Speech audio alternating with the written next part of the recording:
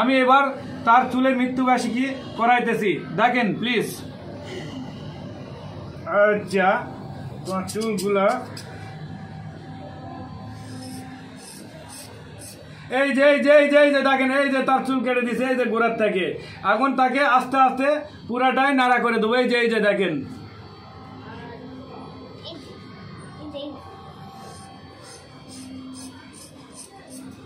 সে আসলে চুলগুলা সাইজ করবে না, সে একবারে চুলগুলা কেটে নাড়া হবে। আমি কইছিলাম যে চুলগুলা কেটে সাইজ করো, ঠিক আছে, সে সাইজ করবে না, সে একবারে নাড়া হবে। আমার প্রাণপ্রিয় বন্ধুরা, ঠিক আছে, আসলে কেউ কিছু মনে করবে না, সে যেহেতু নিজের ইচ্ছাতে কাটতে চাইতেছে, যার কারণে কাটে দেওয়া হইতেছে। আপনারা আবার মনে করেন না, ঠিক আছে, তার চুল আবার আমি ইচ্ছা করে কাটে দিতেছি, এরকম কোনো কিছু মনে করেন না।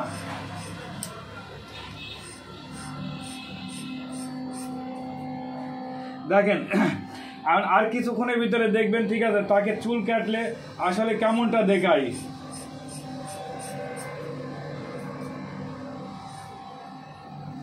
এই যে দেখেন তার চুল কাটতেছে, এই যে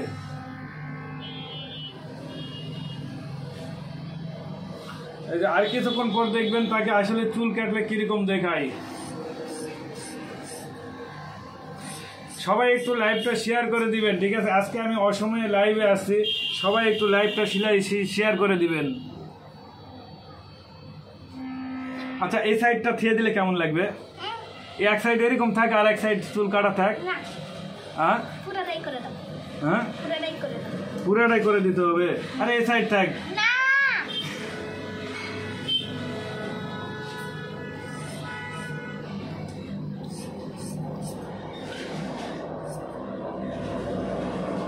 এই লাইভের কেউ আমাকে খারাপ মনে করবেন না।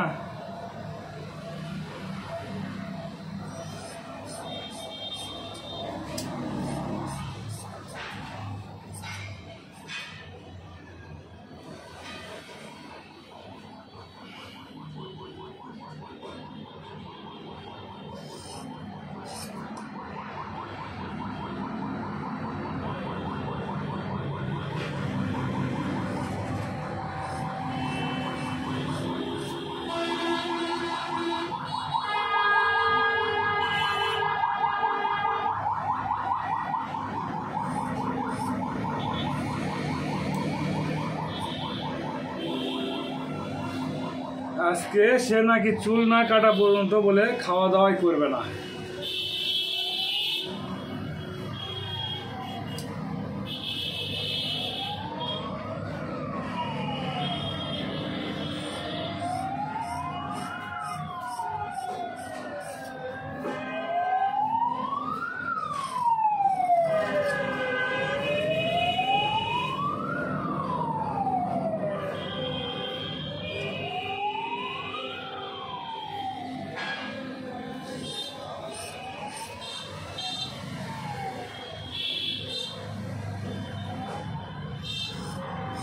তুমি যে এখন চুল কাটতেছ, তোমার কি অনুভূতি হচ্ছে?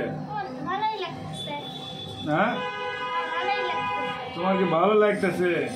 এই যে এত বড় বড় চুল যে কেটে ফেললা, ঠিক আছে, আর লোকজন কি খারাপ করবে না? হ্যাঁ, এখন লোকজন খারাপ করবে না? চুলগুলা যে কাটতেছ, লোকজন কি খারাপ করবে না? হ্যাঁ, কারণ তো আমার অনেক বন্ধুরা আছে, ঠিক আছে, আমাকে অনেক রকমের প্রশ্ন করবে। ওই যে যেমন একজনা বলছে, উজ্জ্বল ভাই চুল কাটতেছেন কেন? আমি তাকে কি বলবো বলো? তাকে কি বলবো বলো? যে লিখছে উজ্জ্বল ভাই চুল কাটতেছেন কেন, বলো কি কারণে কাটতেছো বলো? খুব গরম লাগে তো কেটে ফেলতেছ? এখন তো অনেক লোকজন এটি আমার খারাপ মনে করবে না তো নাকি? তুমি ভালো করে কয়ে দাও,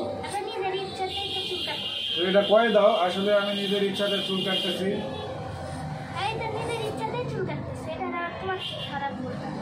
আছে না অনেকে, আমার বন্ধুরা আছে না, অনেকে অনেক খারাপ মনে করতে পারে না।